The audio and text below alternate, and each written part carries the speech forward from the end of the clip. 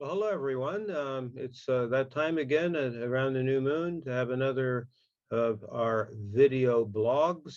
And I'm joined again, I'm here by Mary Kern, and who is often my sidekick for these video blogs. And the purpose of the one today is to do a deeper dive into things like, how do we use elements? How do we use the modalities in this paradigm? And some of you will be listening to this or seeing this as part of the newsletter contribution when you see it in the newsletter. But also, some of you may be seeing this as part of the basic course, which will become available sometime after September 1st, because this will show up there also. And it seemed to me important to be able to do this presentation, partly because we have new material, but also because it expands on one of the projects of our school, which is to come up with kind of revisioned names and understandings of these core concepts.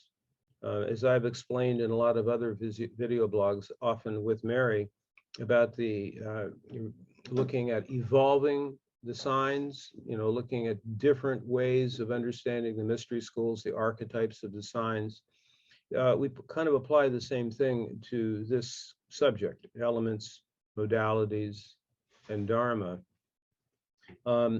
Just to give you one example, we've tried to rename a lot of things or use different names. So like with aspects, for example, the word opposition has a connotation of things that are not getting along. But in fact, it's more of a resonant polarity. Things that are opposite have more in common than what they don't. And we've revisioned this in a lot of ways, in a lot of different aspects of the paradigm. And we're going to be looking at that from the perspective of the word modality, actually. What in the heck is that word, modality? And now, see, the words that are often used in sort of astrology 101 all come from the Hellenistic transmission. And many of the understandings of that are quite dualistic and are quite relative to the culture from which they emerged. And since we are at a great turning of the ages, I believe that it's important that we come up with a better way of understanding these core concepts. And so that's the purpose of our conversation here today. So Mary, why don't you put up the title, and we'll get a little bit of a Modalities as Dharma and the fifth element. And then Mary has once again created a marvelous slideshow for this. So let's go to the next one. We will explore how instructions for our Dharma are found in many places of our natal chart through our specific archetypes, way to serve oneself, others, or spirit by a particular way of life connected to specific responsibilities and duties. And then in our personal path back to oneness, we also can get clues from the Jupiter archetype, and then through the meaning of the angles of the chart and the archetypes residing there. We will also discuss the fifth element and its importance. So let's go to, yes, the use of this word. What is Dharma?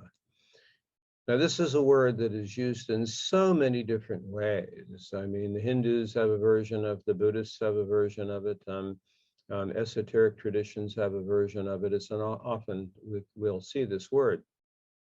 Being a Rajarian, Dane Rajar, I'm very much influenced by his understanding of this.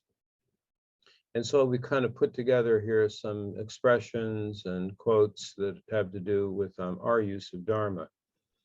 The term Dharma means what a human being could do for humanity or what humanity expects of this individual.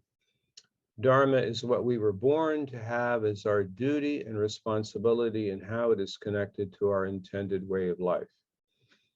So it's very much about life purpose, so it's why we've actually been born and what place on the wheel we've come into the life to be on. Now, certainly we would have had one in the past, but we're emphasizing here what are the clues on the chart for our current Dharma, the set of instructions. The natal chart tells one intended duty and responsibility is to serve by archetypes, station of duty and responsibility, their way of life, and the element of the station. The Turning of the Ages Mystery School refers to the 3 stations of duties. Well, we still call them the 3 modalities, but that's them. I mean, basically anybody who knows anything about astrology has heard of this word modality, but what in the world does it mean? Usually the expressions are, mutable, fixed, and cardinal. What in the world is that? And if we go back to 12,000 years, the different signs will shift around into being fixed, cardinal, or mutable. So the changes over periods of time of history. So there can be actually even confusion about that. So I wanted to eliminate some of that confusion. And so in our school, we've come up with different language on this.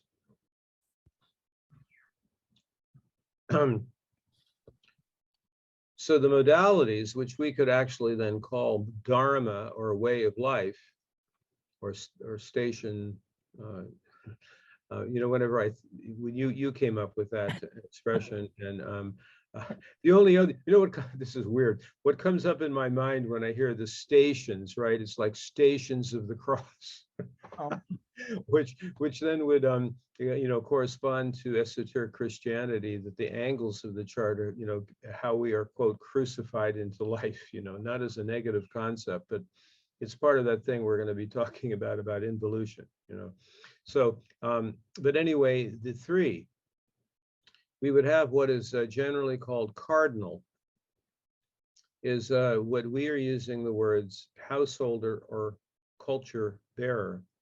When I left the United States and went to some other countries, and I would say the word householder, what does that mean? We don't know that word. And it says, does that mean you have to have a house? No. It's so therefore we are using another word, culture bearer. So these are the ones that actually maintain the continuity of a culture from one generation to the next in the world. And we'll see as we look at them by element, because the 4 elements will be, all 4 elements will be a subset of this modality. And then what has frequently been called fixed, we call self-interest or self-exploration. Why 2 words there? Well, because some people heard self-interest and they thought it meant selfish. No, it's just a focus on the exploring for its own sake the 4 different elements that are within that modality. And then what is, up to this point in many schools of astrology called in service, it's called mutable, we call in service to spirit. And there's 4 different versions of in service to spirit. So the division into these modalities, or sometimes it's, what is it called? Not the triplicities. Anyway, the cardinal, fixed, and mutable. And let's take it further now. And definitely jump in at any point if Mary, as far as my explanation of these 3 categories. I mean, to me, they make a whole lot more sense to use those words rather than cardinal, fixed, and mutable, particularly when 6,500 years ago it was arranged differently. What we call fixed now was actually cardinal at that time period. So that's where the confusion, comes in.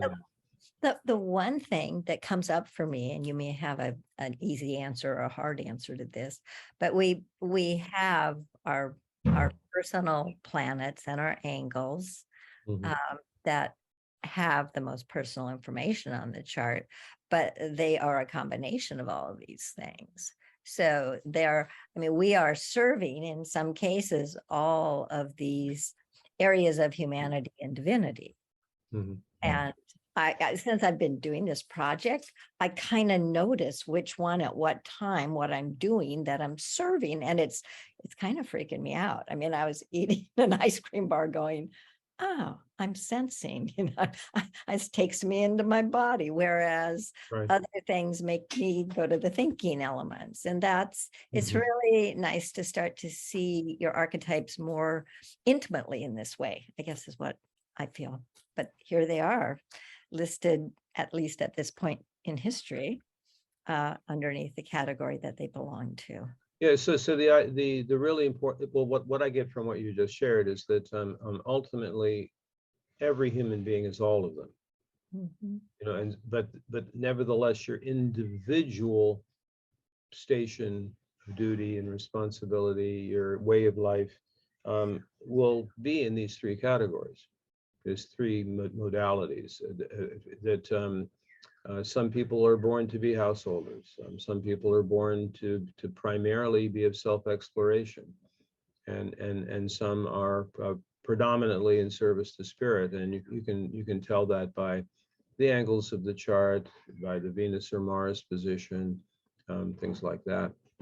Now, just here at this stage of our conversation, you can just see that every one of the three modalities, dharmas, has four expressions, which are the four elements that exist within that modality.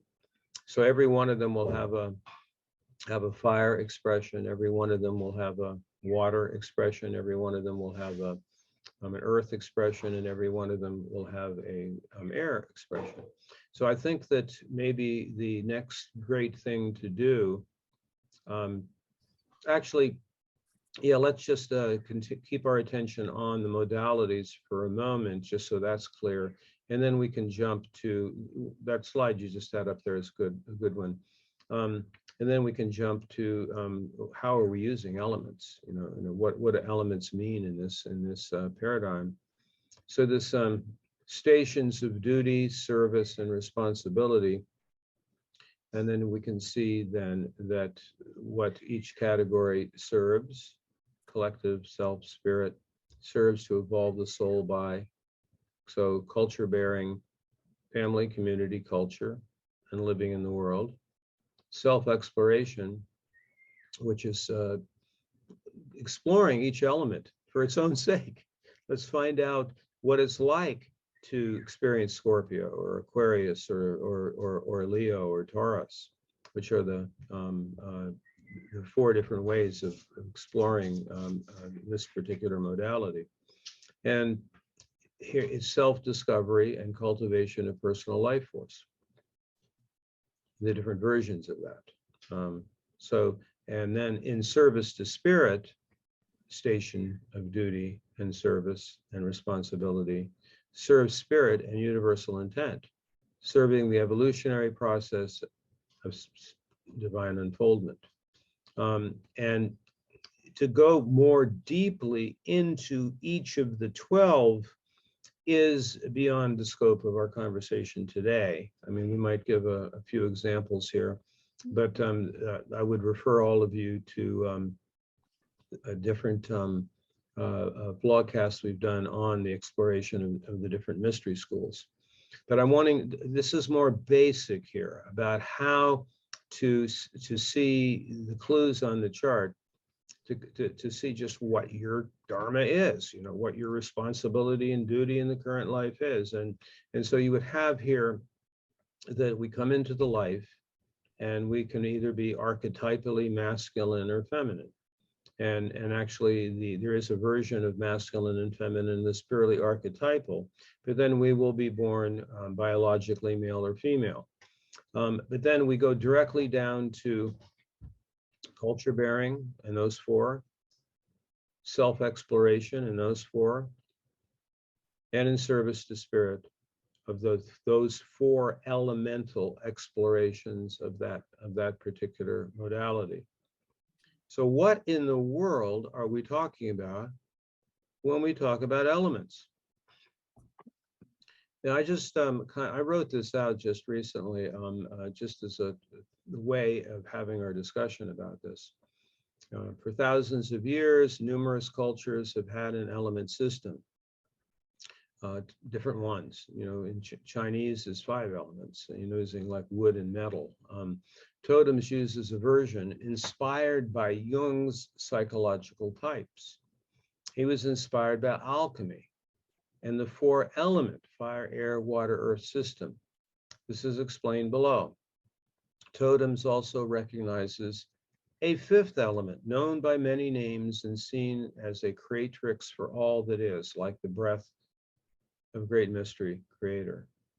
Totems views reality holographically, and like all magical and shamanic approaches, recognizes correspondence and symbolic reality and not a materialistic only cause and effect. Consequently, the 4 elements have a spiritual, metaphysical, psychological, and alchemical meaning, in addition to representing matter and manifestation. So we're not looking at it the same way, say, the Greeks looked at the 4 elements, or the way the Chinese looked at the 5 elements, but rather, as Jung, we follow Jung on this, the development of the psychological types. So I think there is I think before we jump to this new material about the 5th element, and because over the years, people have said, isn't there a 5th element? And indeed there is. And actually a lot of synchronicity has happened recently, both with our conversations, Mary, but also with some of the stuff that just I happen to be reading now about the ether and the different versions of it. But let's look at the how we understand the 4 elements, and this will give us a sense of all the different correspondences, in the hologram. So, the most dense of the 4 is Earth, stable, solid, rooted, immovable, grounded, and it's called the sensation function by Jung, and we use that in the school, which means the way you know reality, the way you experience reality, is through the senses. So it's not a mental thing, although the mind in Taurus and Virgo, for example, can certainly see the patterning of it and can be actually quite analytical about it. But it's through what we touch and feel and smell and sense into. So if you use the expression, I'm going to sense into this, that's the earth element. And as I mentioned, it's the most dense. It's the least subtle of the different elements. Then water, and these are very evocative images and words, flowing, moving, calm, or rapids. And it's the feeling function, which is represented by Cancer, Scorpio, and Pisces.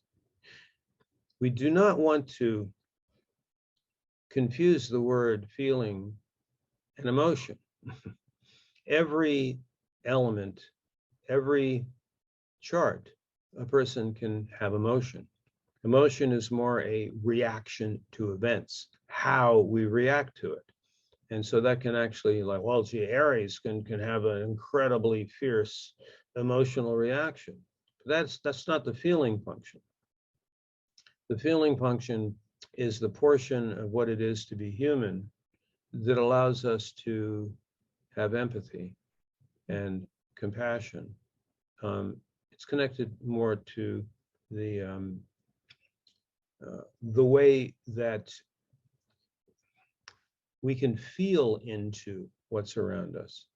And if you look at Pisces, it's the whole thing, the anima mundi. It's like the whole, it's the animals and the plants and the entire creation. We can feel it. With Cancer, then it's the ability to feel what would motivate us to provide nourishment, right? And these qualities all have a too little of it or too much of it. So each of them can have a shadow. So in no way are we saying that one is better than the other, or that you should have them all in balance, or that it's wrong if you have too much earth or too much fire. But it's your own individual pattern, as it were. So Scorpio, on the other hand, is much more dedicated to what your own feeling function is. Do you feel it or not? For you, but they all are associated with that ability to feel. And this is not something which is, we'll get to in the next slide. We'll see this, that it's back to just for once, no, not this one, back to the one before. I mean, when we're talking about right brain and left brain and, that part, the one we were on, that one, yeah. So that all three there, Cancer, Scorpio, and Pisces, lead with the feeling function, but in some cases it's about feeling into others' feelings, and then in some cases, like with Scorpio, it's the self-exploration of, well, what are yours? Or make sure that your feeling is not just the needs of others, or how you sense into the sorrow, grief, and on the planet, because you have such an openness to feeling. And it's also the other thing I wanted to mention here, which we'll get to here shortly, is that some of them are left brain and some of them are right brain. And we'll see how that fits in just a moment. So moving on, air comes next, actually, which is less subtle than fire. So air, wind, blowing, intellect, thinking function, of which we have Gemini, Libra, and Aquarius. And each of them will do it a different way, depending on their modality. So there's the Gemini version of the air element, and the culture bearer version of the air element, and there's the exploration, self-exploration version of the air element, which is Aquarius. And for example, how Aquarius is self-exploration is our very simple definition of Aquarius is having the courage to expand consciousness as far as possible for its own sake. and that will get all the way to the high witness, the eye behind the eye. Well, then fire, which is related to what Jung, in the Jungian approach, is called the intuitive function. And that's like the tip of the arrow, the tip of the spear. It's immediate, it's completely right brain. It's very different than air, which is sort of trying to figure things out. Fire doesn't figure things out. It's actional and very right brain. And then we have three different modalities that happen through fire. Aries, which is culture bearer, Leo, which is self-exploration, and Sagittarius, which is in service to spirit. And how does Sagittarius serve spirit? By being committed to loving truth, by committed to the journey of meaning and purpose, and to have the responsibility really to keep doing that. So that's how it's different than, say, Aries, which is applying the fire element toward protecting what you love, to very fiercely and strongly develop the capacity to have commitment in the world.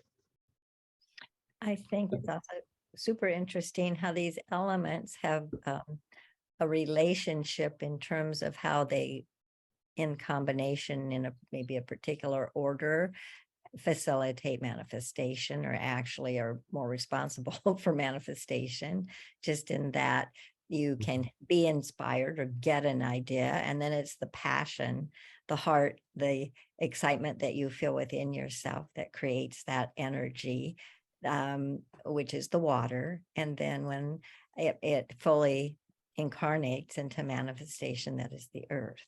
So there's a lot of different ways that these interact, not just in our own archetypes and within us, but also in what we do and create in the world. Yeah, I've always thought that the feeling function and the water element is actually, of the four, and I know this is sort of making some kind of a preferential judgment, but I believe it is really the element that makes humans truly human. It's where that ability to have a heart, to have compassion and empathy, and not to be just locked into sort of a left brain analysis. You know, to be able to be a good Samaritan, to be able to be committed to loving your child against all odds, you know, things like that. No, I love reptiles, but reptiles don't have it. You know, they're quote cold-blooded. You know. So anyway, that's just an example. By the way, my medicine animal here is this big lizard. So I love lizards, but if they don't have a feeling function. Well, it's also, I think, what the new world is bringing a bigger capacity to hold is the feeling in the water. Because if we, I mean, you were the one, I think, that talked about started becoming more analytical when Descartes got involved in the science and the coffee houses opened and people sat around and chatted and thought and started to let go of some of the feeling function in lieu of something they were perceiving to be. Yeah, it's like sort of the way universities and elite education have gone to which is to actually shut down the feeling function and put the emphasis directly, just, if I could say, on air and earth, you know. So almost completely left brain. Right. And the patriarchy did it, maybe in some ways, more to the masculine than to the feminine. Indeed, yeah. I mean, the linear processes of air really came in to be dominant only about 5,000-6,000 years ago when linear history was invented. I mean, before that, people lived very much more in the here and now, and their only sense of linear was the ability to recite to maybe 150 genealogies, you know, so they were connected to the ancestors and to the ones that come after. But it was not like the learning the dates when some conqueror takes over a country, you know. I mean, that linear history is coming to an end, in my opinion. That's one of the whole things about the great turning of the ages. Yes. Here we are, our fifth element. Are we ready? Actually, we need to look at the right brain, left brain stuff. That would be logically the next thing, and then we can put our full attention on the fifth element information. So here's just another way of understanding how the elements fit in to the modalities. So we have this distinction, which is not the most elegant one. I mean, there's in fact, many people have taken it too far, as if to say that right brain is better than left brain. Actually, it just is a way of explaining the whole gamut of ways human beings can be. Some people are going to be just naturally more left brain or right brain. But here's how it kind of how it categorizes. And this all comes straight from the Jungian approach also, which is that earth and air are left brain. They also are, some of them are archetypally masculine and some of them are archetypally feminine. So we have Gemini and Libra and Aquarius. The air ones are archetypally masculine, and I'm not talking about whether you're born male or female. And then Earth is the ones that are archetypally feminine. But both of them have their way of looking at the world left brain wise. And again, usually in our school, one of the best ways to explore this in great depth is by the element of your Mercury position, which can show just what you signed up for as far as how to use the principles of, cognition, perception, and communication.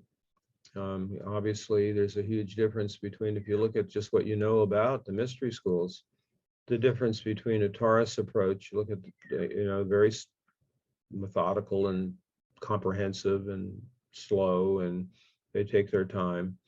And then say Gemini or Aquarius, which are fast, or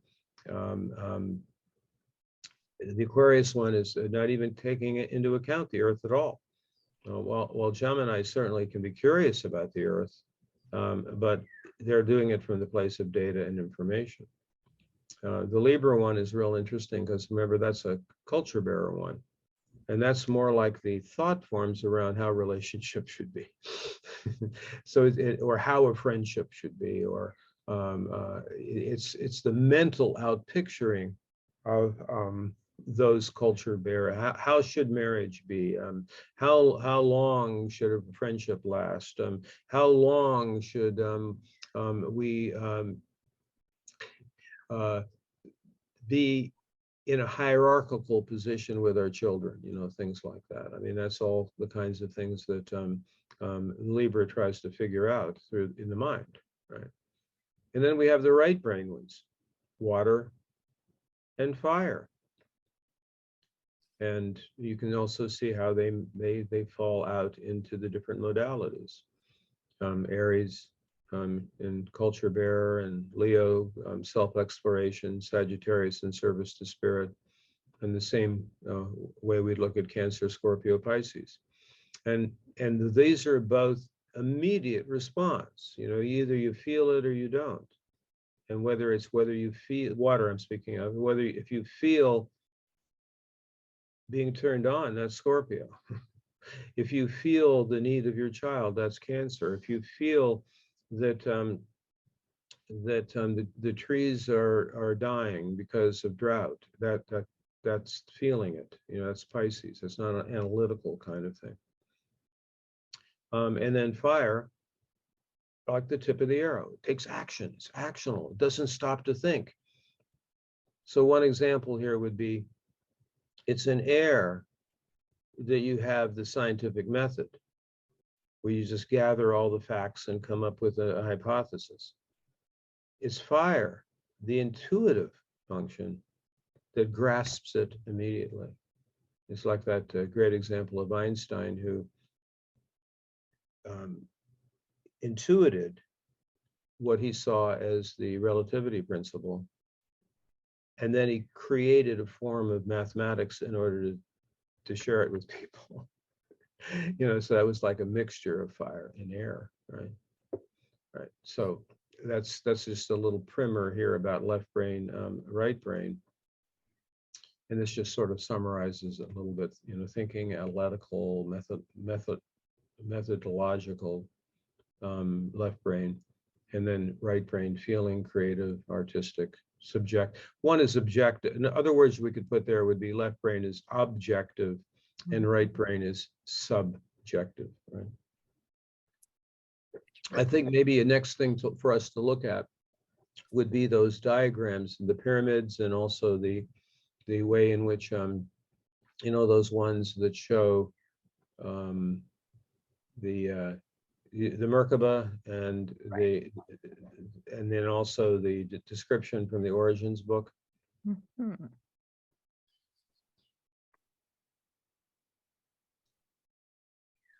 Yeah, this is a good thing just to explain here first. The totem system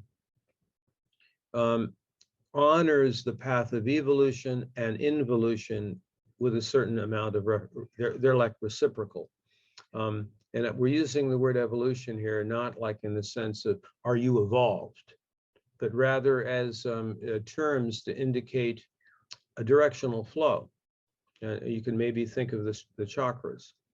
So the flow up is evolution. The flow down is involution. And many of the philosophers and writers that have formed the basis of this system, people like Aurobindo and Steiner and Rajar, are very much into this idea that we're not just trying to leave, but rather the great project of human incarnation is the journey from spirit into matter. It recently came to my attention that those who work with the Merkaba are aware of this. So you have the one triangle, which is pointed up, which we could say is fire and air, or archetypally masculine. And then you have the triangle pointed down, which is the involution direction, archetypally feminine, earth and water. And different horoscopes will emphasize one approach more than another, let's say. I mean, you could be born biologically female, and you mainly have an evolutionary path, fire and air. Plenty of men, biologically male individuals will have a pathway that's more earth and water, which is archetypally feminine, actually, right? But so this kind of leads into a whole other, kind of topic, which are the authentic expressions of men and women. But this is a more basic understanding of these concepts of involution and evolution. And I would go ahead, Mary. Yeah. I just point out that this is the Star of David, and for the Essene, the early followers of the Hebrew religion and belief system, they intentionally created this symbol specifically for this reason, because they saw the involution and the evolution and the fact that they work together. And I've always loved the Star of David. Mm-hmm. This is just the same information in a little bit different format, just showing the earth and water from spirit into matter, and then the fire and air from matter up into spirit. The least dense being the fire, as Daniel said, the earth being the most dense. And yeah. And this version of the pyramid shows the gradient from the bottom of the pyramid, most dense, and then it becomes more and more subtle. This is the alchemical order of the elements. There's many ways you can order the elements, but this is the more basic one. In my book, Origins of the Paradigm, here we have just an artistic rendition of it by Roy Purcell, who did the imagery, a few things in the book, but also the card deck. The divination card deck is also all his artwork. And this shows the earth, water, air, fire gradient, feminine, masculine, and then how involution works down. And then evolution is from earth up into air and fire. And now you'll notice this is a great point, a great time to transition into the fifth element. Because you'll see what Roy put on that diagram. He put ether at the top. Now, in a way, you could put ether all around it. Right.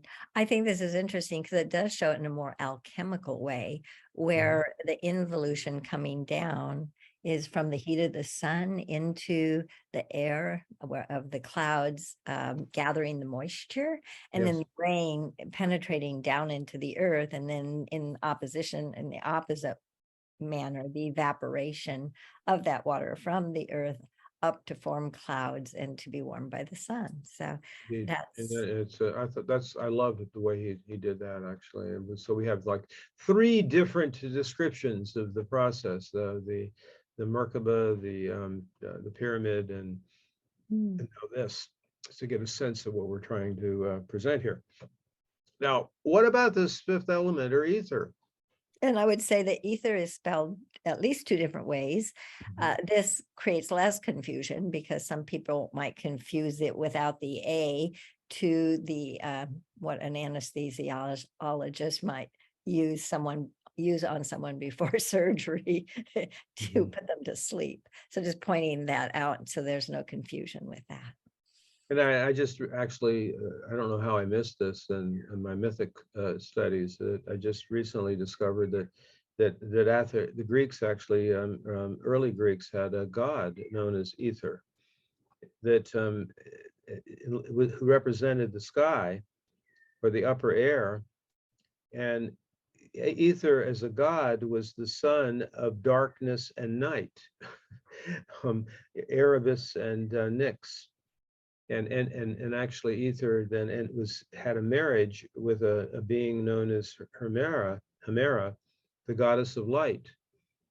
The interesting thing is that in the origin of this concept, Ether, in combining darkness and night, it came out of primordial chaos.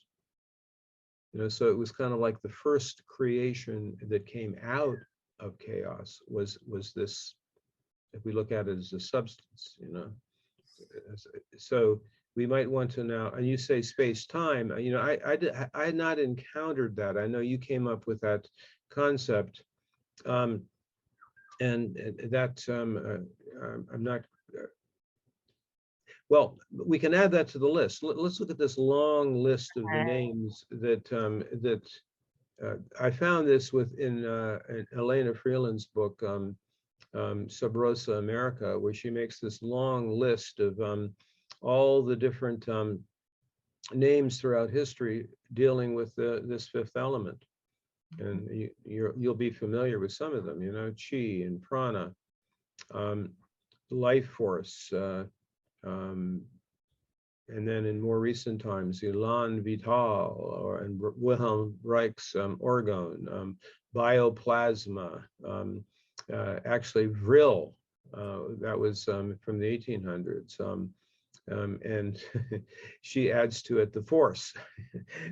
May the force be with you, from the George Lucas universe. And so we could add to that list. The Matrix. Or space-time, basically that really strange mystery. And the other thing is that it was understood as the medium through which gravity and magnetism operates through. Certainly Tesla was very deeply involved with this, as well as Wilhelm Reich. The thing that is so stunning about the nature of where we are at the end of Kali Yuga is that around the 1920s, science wrote this out. Science, which was becoming more and more and more materialistic, says we can't measure this. Of course, people like Tesla and Reich would deeply disagree with that, but they would say that it's only matter, So then, just as science becomes scientism because of their lack of acceptance of the fact that there is this the chi, the prana. It's the breath that is actually the breath that is in the ether, that comes from the ether, out of the ether, is that which gives life. Right. It's interesting also, Mary, that they also saw ether as blue sky, right? So the blueness of the sky was something which that Wilhelm Reich was hugely into. That's actually an indicator of orgone. So that when you see in certain experiments with electricity, there's like a blue thing that happens, that which is the presence of, as our eyes will see the fifth element. It's interesting because the woman scientist who discovered that on conception, there is a flash of blue light that is seen under a microscope. Indeed. Yeah, right. So as you can see here, that in the evolution of our understanding of these things within this paradigm, it's really a 5-element system, but it's more like this is a mysterious. It's not like something that's like fire, earth, water, or air, which are actually very much more in manifestation. And this actually couldn't even be related to a psychological type, which is, as I'm mentioning, is how we're using the four elements in this paradigm as the four types, thinking, feeling, and so on.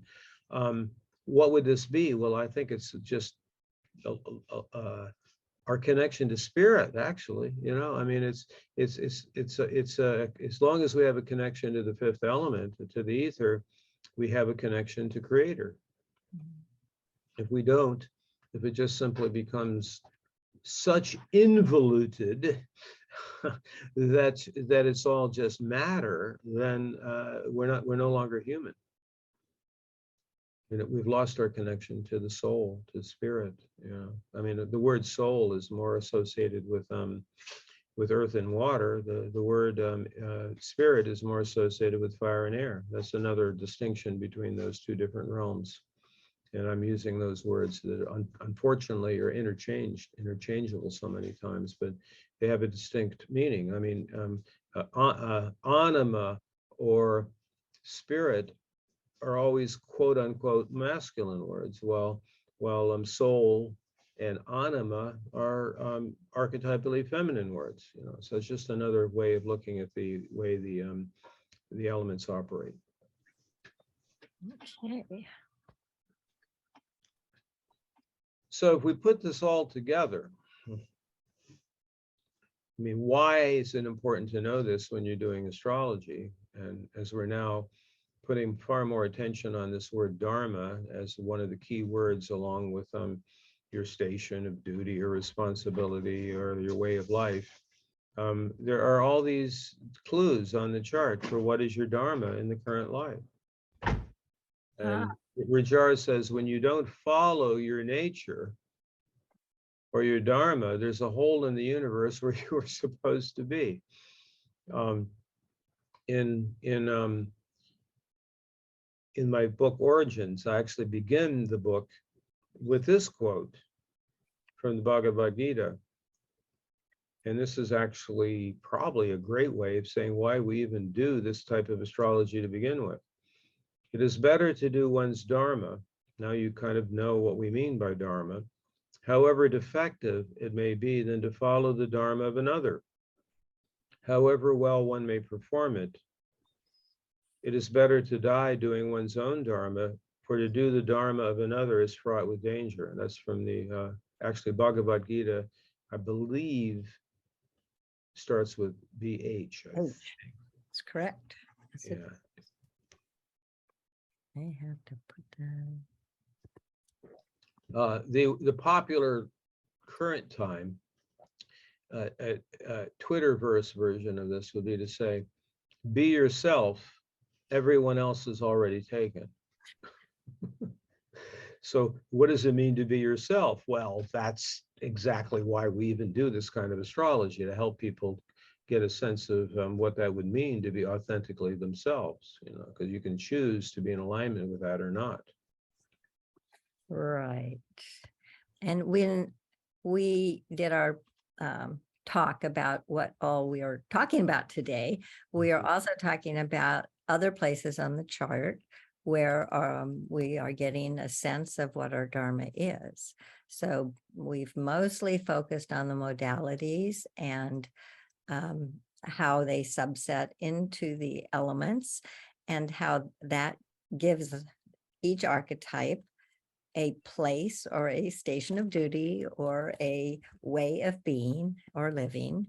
And then there are, should be more common and familiar to those that have studied the paradigm, specifically that the Dharma is also shown by one's natal Jupiter, indicating which spiritual path their soul is intended to follow. And it's specific by their natal archetype that Jupiter is in, and by the archetype's modality or station of duty, and by the element of that station. And actually, if we wanted to go even deeper, the house that Jupiter is in would actually give a little bit more indication about where in one's life they would use it. So this is what Jupiter becomes important, particularly when there is no birth time. because Jupiter will stay in the same sign for about a year, being known as the year star. So that's kind of like saying every year there is a particular Dharma that is most out front for what humans are exploring.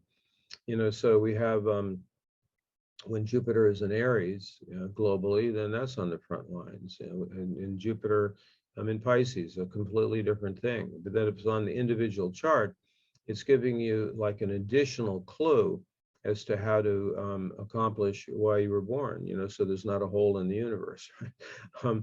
But it's helpful. I mean, if you have a birth time, the Jupiter position is serving or is giving additional clues as to the storyline for current life purpose. If you don't have a birth time and you can't know your ascendant or you can't know your house positions, then, as Mary says here, that it's based on the sign and the modality and element of the Jupiter position, which will give you really important clues. So if you have Jupiter in Cancer, that's going to be way, way different than if you have Jupiter in Aquarius. And it's giving you an additional set of instructions for current life purpose. Using Jupiter this way is actually the way that it was understood from India, where Jupiter is called guru. It's sort of like the teacher, follow this path and then you'll reach your goals. Jupiter then becomes on the chart in that system that doesn't even use Uranus, Neptune, and Pluto. Jupiter then becomes the way shower. What way of life did you come into investigate or master, or that is your responsibility to learn about, that kind of thing. It's so interesting once you learn about it and you realize sometimes what Jupiter is guiding you with is so subtle. It isn't glaring at all. But if you look at what you were really interested in at 11 and a half or 23 and a half years, yes. There is a pattern. It took me a while to figure out what that exactly was in my life, but it definitely was there. It's so interesting. And then we did have an earlier vlog that dealt with the other set of directions that indicate Dharma in yet another way. This again is a little bit newer information for the paradigm, and that's by the angles of the chart. They indicate one's Dharma for their intention in 4 different ways, depending upon which angle of the chart it is. So you've got your personal identity project with your ascendant, your partnership and relationship project with your descendant, your right livelihood project with your midheaven, and the home and root project with your IC, which I like to think of as your ground of being when all things fall away, which Daniel beautifully covered in that vlog on the angles of the chart. So now, unlike Jupiter, this is to know this on a chart, you really have to know your birth time, because the angles will change every couple of hours. But this really narrows it down in a very specific way to what your life purpose themes are, what specific expression of a Dharma and element you came in to explore and to learn about. So these are like a set of instructions that are very, very specific, actually. But then all this understanding about the elements and the dharmas, the modalities, and right brain and left brain, and involution and evolution is just a way of having a deeper understanding that there's so many different pathways, and human beings are different within one larger category, that we're all human. And I love the way you presented it. In the beginning, it's like at first it's our masculine, feminine, and then it breaks up into the modalities and the elements. And I think we have just one more thing, and I think we'll have completed our presentation here today. Whenever I try to describe this actually to a client, and looking at the mystery schools, looking at the dharmas, this does not exactly match, like, okay, which one is which, although you can get really clues. All right. And this is something from India that I really love. which it's basically this understanding that there is one reality. You know, there is this, I am that, thou art that, all this is that. What is that? That it's the one reality, the one that's also mentioned in the Emerald Tablets, in the consideration of the one thing. You know, so out of that oneness, it becomes three: Sat, Chit, Ananda. And Sat is that there is something that exists. I mean, even in the Western philosophical tradition of phenomenology and existentialism, there's this question, you know, why is there something rather than nothing? Well, it seems like there is something. So that's Sat, and certain places on the wheel are more about establishing being. And I mean, in a way, in a sense, that's more like the householder ones, you know, the culture bearer ones.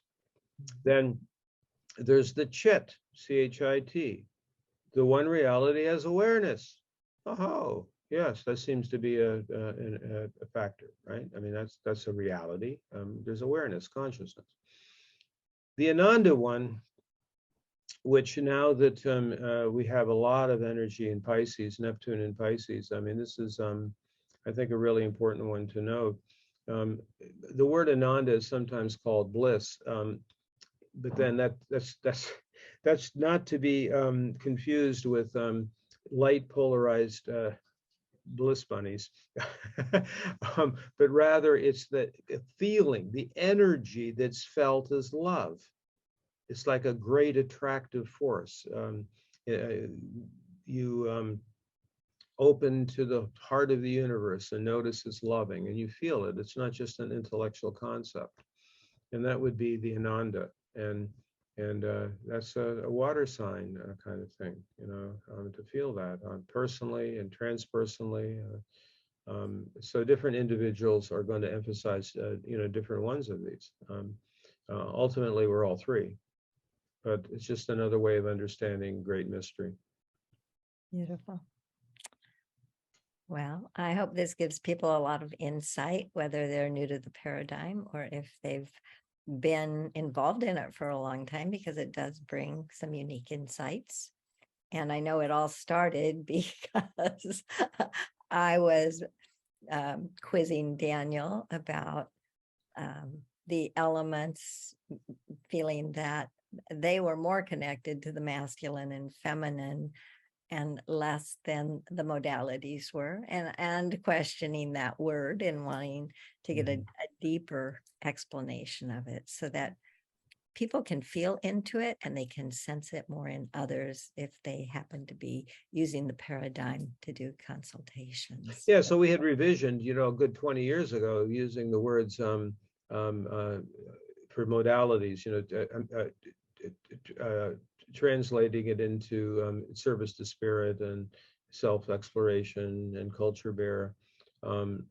We still are using element as a word, although element can be used in a lot of different ways. What are the elements of the chart? You know, that's different than what we mean by the four elements. And now we can say 5 elements.